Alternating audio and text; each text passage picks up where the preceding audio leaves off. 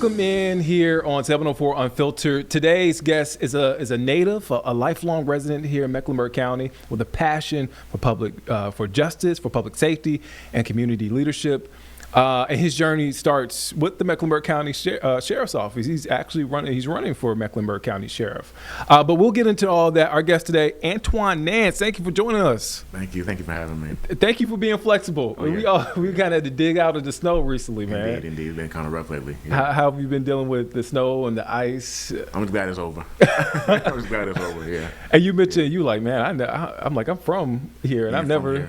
Yeah, being from Charlotte and seeing that much snow was crazy for me. Oh man, yeah, same here. I'm like, yo, I can go another. It's been over 20 years since like the last big snow. I was in high school. Yeah, last time we got some snow like that. Well, actually not like that, but yeah. I'm like, man, I can go another 20 years without seeing. Indeed. Talk about growing up here in Mecklenburg County. Were you in Charlotte? Did you grow up in Charlotte? Okay. So I grew up in Charlotte and I was born and raised in Charlotte. Went to high school in Charlotte, West Mecklenburg High School, and the west side of Charlotte. Yeah. Yep. So love that side of town. People don't really know that side of town much. They look at it as a bad part of town, but I take pride being from that side of town. Indeed. Talk about that side of town, because I feel like it is one of those misunderstood parts of Charlotte. It's a gem of Charlotte, man. Yeah. Well, the thing is about the west side of Charlotte, it's kind of like. Even though it's part of Charlotte, it's kind of like not part of Charlotte. Yeah. Kind of like Belmont-ish. People don't really, think it's a part of Charlotte, but it really is. We have the airport. That's the main thing on that side is the airport. So I love being from that side. It's a great side. When growing up, what was like the biggest memory growing up? It could be on the west side. It could just be growing up here in Charlotte. A big memory. Back in the day, I used to get up and go to Freedom Mall. Back in the day, when Freedom Mall was Freedom Mall. Yeah. Now it's turned into something else now. But every weekend, I used to go to Freedom Mall and hang out with my friends, hang out with the family. So actually being from that side of town, near Freedom Mall, down the street off, right around the corner, Tuckasegee Gym. Yeah. From that area. So, yeah, I love that stuff, man. Growing up around here, man, it was lovely. Well, and just one more thing on growing up, man. Like, how has the city changed, especially the west side? Like, it's so different. Charlotte is changing. Being from here is back in the day, growing up, it was a very small town. We had like an old town, small town vibe going on, and now it's more commercial, and that's fine. It's part of growth, but. It was fun back in the day, and now we have a lot of traffic, so that's a big a big change. Man, I remember growing up it was a quick trip to Charlotte. Growing up in High Point, coming down to Charlotte, we would go to Charlotte, go to Concord Mills on the way back. Concord Mills. But now, man, that's it was an hour trip. Now it's like an hour and a half to get from High Point to Charlotte. I'm like, man, it's because of traffic. There's a lot of people here, man. We were the well-kept secret for a very long time. Now the secret is out. I was about to say, not a secret anymore. You're running for sheriff. Who did you look up to growing up? My parents. Yeah. My parents, they always gave me confidence to do whatever I wanted to do, to be whatever I wanted to be. Never held any restriction on me, so they constantly, even if it was unrealistic, they constantly gave me motivation, believed in me, even if it was bad. This is not going to work. They would never say it, but, they believed in me regardless, so they kept pushing me to be whatever I wanted to be, and they always gave me that outlet. Yeah, I like parents, I feel like, they kind of have to instill that belief system in you, like, all right, you can do it. In the back of their mind, like, I don't know about this, but yeah, let's make sure that he knows that we believe in him. That's correct. Or her. You work for the Mecklenburg County Sheriff's Office. I did. And what capacity? And talk about your time there. So I went through the Sheriff Training Academy, and I became a detention officer. So I never was a sworn deputy, but I did work in detention with inmates. I worked under two sheriffs, Sheriff Bailey, then Sheriff Carmichael. I actually was trained by a former sheriff candidate in 2022, Ms. Agina Hicks. She actually was my sergeant, my training sergeant. So, it was a great time. I guess what do you remember most from that time? I know you kind of pointed out a couple of different things, but what do you remember most? The academy, for one, was a great time. It was a fun time. Brothers and sisters coming together, fighting for something that we really believed in, making the community safe, and just talking to those guys in there. You understand, being from here, a lot of those guys I've seen before in some capacity that I didn't recognize them, but they recognized me. And talking to these guys about becoming something better. I love that mentorship role in the community. I love taking on that role to mentor and to change people and to help people. You left when did you leave the Mecklenburg County Sheriff's Office? 2015. Because you pivoted to a whole different career. I did. Actually, I worked both jobs at the same time. Okay. And I ended up pivoting full time. It just the way that the world took me. So I just decided to get here, get involved in the union work, and I still have a very deep love for law enforcement as well. So. Why aviation logistics? Aviation is great. Yeah. It's great. Very flexible. Unionized. Yeah. The people, the environment. It's a beautiful environment. Yeah. Got to travel the world, meet a lot of people. And you said you worked there. You worked in aviation and logistics and the sheriff's office at the same time. At the time, I was working. I wasn't in logistics yet. I was actually working as a ramp agent and at the sheriff's office at the same time. So that's what I did. Even in the academy, I was working there. So I would work through the academy Monday through Friday. During the weekends, I would work at the airport. Wow. Yeah, it was a lot going on, you didn't get a lot of sleep. I did not. Union shop steward, right Indeed. now. How did you get into that role? That was an elected role, and people, for years, I helped out people in the union, and it's a very serious thing. It comes to wages, health insurance, fighting for the rights of workers, fighting for the rights of workers, and being a leader and helping people out. Yeah. Did that give you some confidence? Saying, hey, it definitely did. Okay. Definitely did, because I always wanted to. I told myself when I graduated from the academy one day I would run for sheriff, but it was more like a dream type of thing. But it's something that I felt like now I was called to do. So, can you explain to, I guess, the for those who don't know, union shop steward, what the responsibilities, your role, and sort of like who and what you're advocating for? That's great. So, a union shop steward fights for the rights to defend workers. You help workers get proper insurance, fair pay. It's spreads out. There's many different duties, but basically you're protecting workers in a workplace environment. Yeah. What has that experience been like? Because I feel like that could be rewarding, but also a thankless job at the same time. It is, but it's very rewarding because it's more like a duty. And again, people have to trust you to elect you. And I have 200 people that had to vote me in to trust me because I basically control their employment if anything happens. So it's a very serious role. When did you say, hey, I'm running for sheriff? I know you said at some point, I want to run for sheriff, but why was now a good time to run?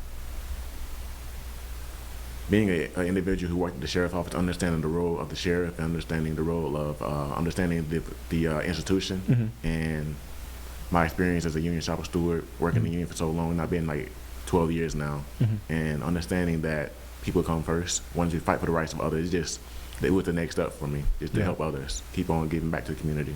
When you told your family that you were going to run, what did they say? I'm proud of you.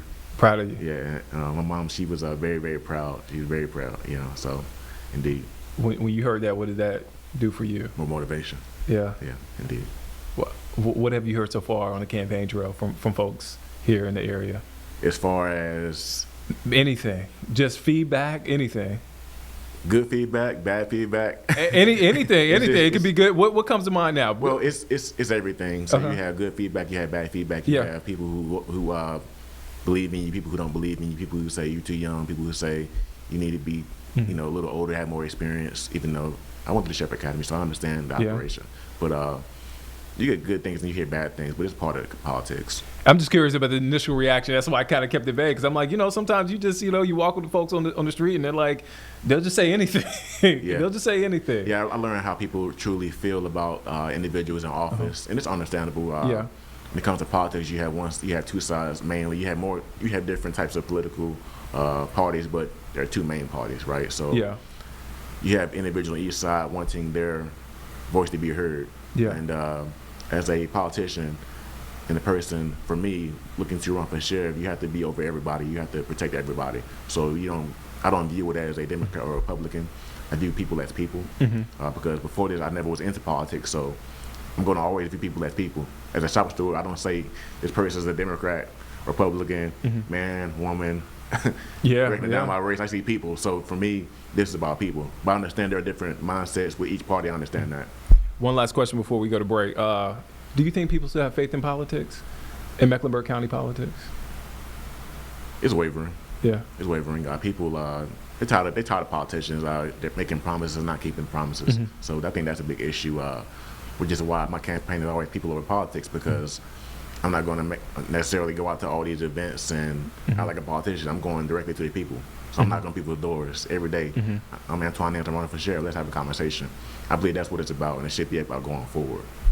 All right, we're going to dig into that after the break. Let's take a quick break here. 704 Unfiltered. We have Mecklenburg County Sheriff candidate Antwain Nance on the show. We'll be back in a few.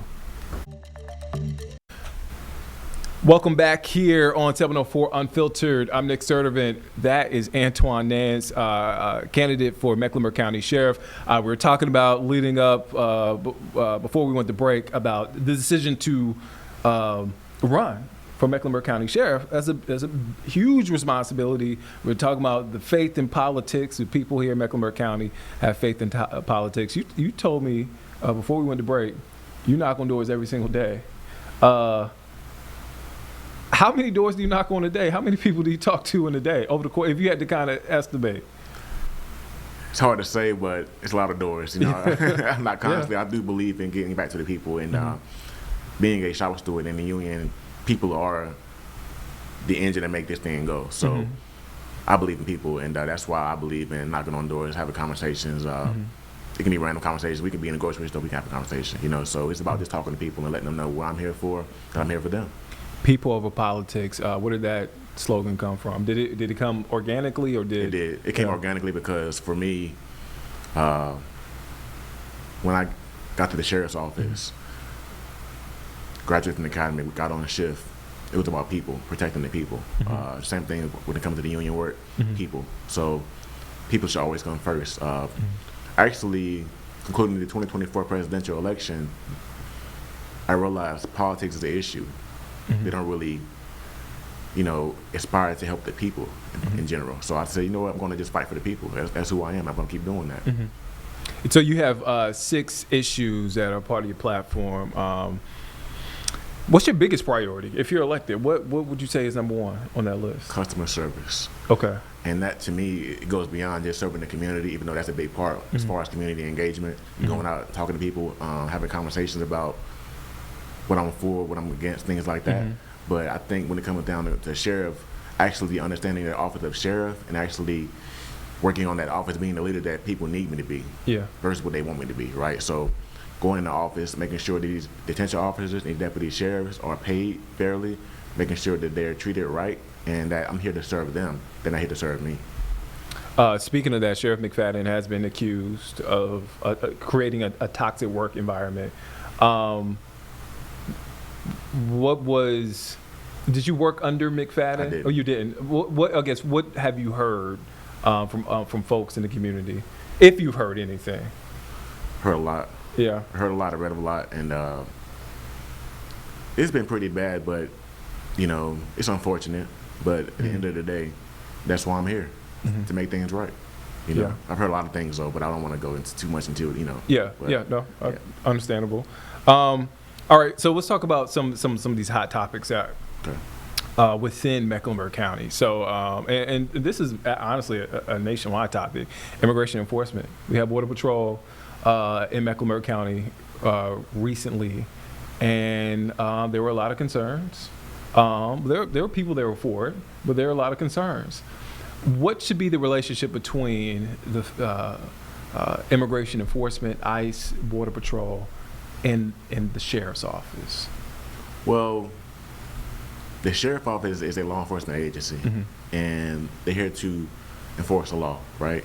And the main part of the sheriff's office is security in the jail, making sure the courthouse is safe and secure, and civil paperwork, things like that. Now, as far as holding individuals who are undocumented immigrants or whatever, inside of the facility, the laws have been passed, so certain things have to be done a certain way now. So we have to follow the law, right?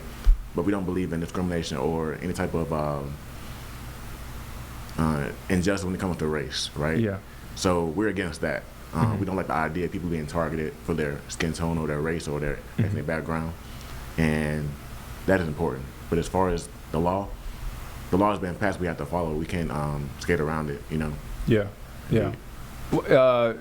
There has, from the sheriff's office, it said, Sheriff McFadden, bring him up again. He said, "Hey, I haven't had much communication with federal agents, ICE, and Border Patrol. If there is a communication breakdown there, what would you do in that instance?" Well, the problem with this thing is it's more political than it is about right or wrong, right? So it comes down to politics, and for me, I don't like the idea of politics being intertwined with law enforcement. Yeah. And I think that's a big issue. So when it comes down to the immigration enforcement, they have to understand that we have a job to do, and they have a job to do. Let's just focus on the actual job instead of the politics of it. You know what I mean? Yeah. So I think that's important. Public safety has been a big issue here. It also went into the national news world as far as, especially with transit. Irina Zariska was, that situation happened, that deadly incident happened. There have been other incidents on transit. In overall public safety crime, what is the sheriff's office role in that? And how do you tackle that? Because it's not just one agency responsible for that. It's a community. It's police. I mean, Mecklenburg County. You're talking about all the townships, cities, and agencies. What is the Mecklenburg County Sheriff's role?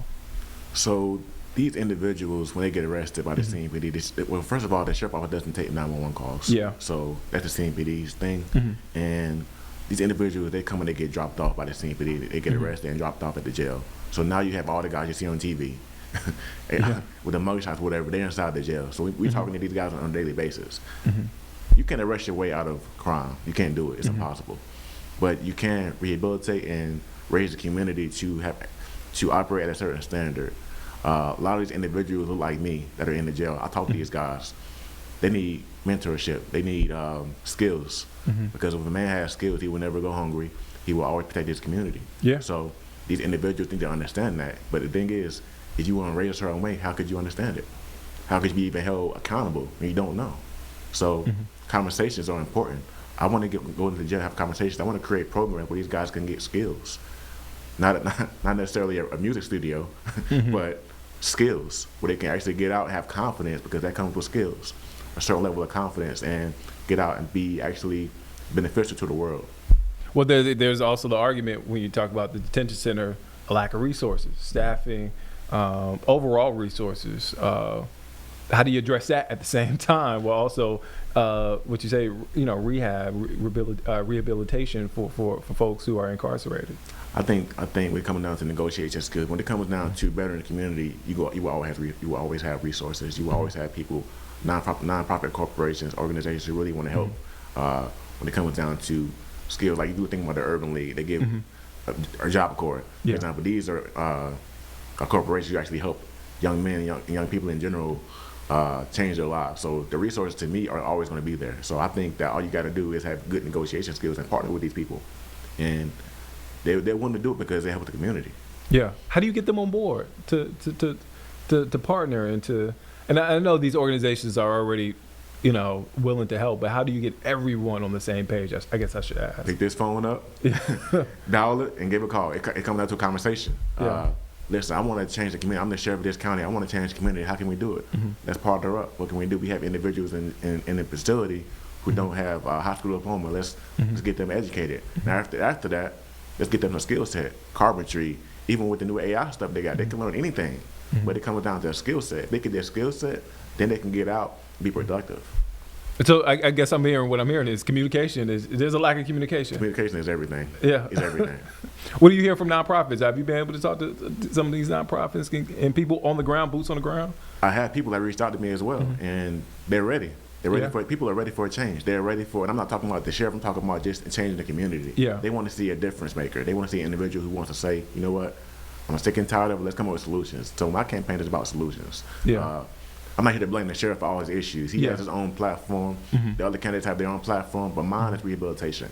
I want to not only rehabilitate these guys, but make sure we give a voice to women in the community as well, because domestic violence is a big thing in this community. It's not really talked about. So that's A part of that is addressing the victims. A part of that is rehabilitation at the same time. And when that's a part of your platform too, protecting women and families. And I think of Frazier Baker, the young lady that was found, that went missing, was found. Stories like that. You said that's not. And I'm just paraphrasing what you said. That's not being spoken about enough. Indeed. What are you hearing from the community, and what are solutions to address that? So I would say that I got the most messages from domestic violence victims, a lot of messages from them, and they don't have a voice. They tell me about how they call a police officer, they call the sheriff, and they don't get any type of assistance. So I want to put a large focus on domestic violence victims for sure, and get them a platform. And I think for me, having a platform for sheriff, it actually helps me help the community, because now they have a voice, and people need to have a voice in order for change to really happen. All right, so we got more from Antwain Nance. We're going to head to break real quick. We'll have more from Mecklenburg County Sheriff Candidate Antwain Nance after the break. We'll be back here in a few. 704 Unfiltered. All right, welcome back here on 704 Unfiltered. I'm Nick Sturdivant. I'm here with Mecklenburg County Sheriff Candidate Antwain Nance. All right, the primary is coming up, March 3rd. March 3rd. How has that been? I guess as we get closer, what's the feeling as we get closer? I guess that's what I'm trying to ask. What's the feeling as we get closer to March 3rd? How are you feeling? I'm feeling good. Yeah. And if I'm feeling good, it's been a long campaign. This campaign for me, politics for me, is new. I'm new to this thing, and I got started alone. Yeah. I just hit the ground running. I said, I want to be sheriff. I'm going to change the county. I'm going to fix the county. I'm going to do things that need to be done. And that was my motivation, to just help people. So, in the beginning, I was alone, and people say, you know what, let's ride together. Let's do this thing. So, indeed. How's your team grown since the very beginning to now? It's grown a lot. I mean, being the guy that works in the union and help people every single day, it's not hard to get help, Yeah. For sure. Has it been overwhelming at all? Yes. Yeah. Indeed. In what way? Politics, politics is different. It's not always about, who's right or wrong. It's always about who the person that people prefer, who they want. So you can't take things personal when it comes to politics. So it's all right. It's a part of politics. It is what it is. What's the biggest thing you've learned so far through your campaign? Well, I actually learned it before that people matter. That people really matter and their voices matter. So I learned that before this campaign, but that's definitely something I've been paying attention to for sure. How do you balance it? Because you have your career, you have a work life, but you also are campaigning. You also have family. You have to make sure they get the attention they need. How do you balance it all? It's different because with me, the other candidates are still working. The other candidates are retired already. These guys are way older than me. They're out receiving pensions so they can wake up, do their thing, go home, go to sleep. Me, I work third shift, right? So that's a thing, and I'm still working. So I'm a fighter, so I just do it. I was about to ask you that because as we were scheduling this interview, I learned that you work third shift. You work overnight. Indeed. That's got to be a lot. It's a lot. That's a lot to handle. It's worth it. It's worth it. It's worth it. Come March 3rd, what's going to be going through your head? What are the feelings going to be like? Have you sort of mapped out what you're going to do for that day? So for me, it comes down to being myself, regardless of the circumstances or the results. Always being myself, putting on my platform. If people resonate with that, they will understand. If they don't, it's okay, because I'm here to serve regardless. Yeah. What's your message to voters? I'm putting you first, always. That's why I'm running, to put you first, to make sure that you have a voice in this community, domestic violence victim a voice, children, a voice for them, detention officers, deputy sheriff. I'm here to make sure that you're treated fairly, make sure you receive proper pay for your services, and great health insurance. At any point during your campaign, have you been able to sort of breathe, kind of exhale a little bit? That's a good question. I guess if I don't post on my my platform for a couple of days, that's a breather, I guess, right? And getting some rest, that helps, getting rest. And but it's been literally a year up until today. It's been a year. I actually was the earliest candidate to get started.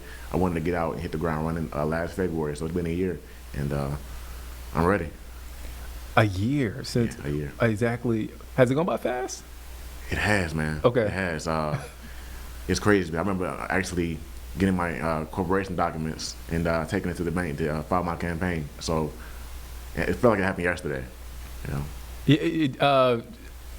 Has the moment ever at one point felt too big? Have you had a pinch me moment yet? Has any of that happened so far?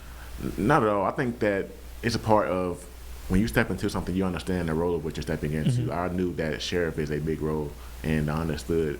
But my confidence comes from my ability to help people and Mm-hmm. understanding the office. Actually, I have an experience Mm-hmm. with the academy, being trained well, and understanding the operation. Oh, man. All right. Antwain Nance here on 704 Unfiltered. Works third shift. I learned that recently. Hopefully you get some. Have you been sleeping, I guess? No. Okay. No That was sleep. my next, No sleep. that was my next question. I was like, man, does he get sleep at all? No sleep at all. Oh, man. Third shift. All right. So Antwain Nance running for Mecklenburg County Sheriff here on 704 Unfiltered. Thank you for joining us, man. Thank you for stopping by. Thank you so much for having me. All right, and you can catch 704 Unfiltered each week here on WCNC Plus. We post the full episodes on YouTube, on our website, WCNC.com. So make sure you check it out. We highlight Black voices here on this show. So we would love to hear from you. DM me, send me an email. You got all my information. It's on the website. We'll see you next week.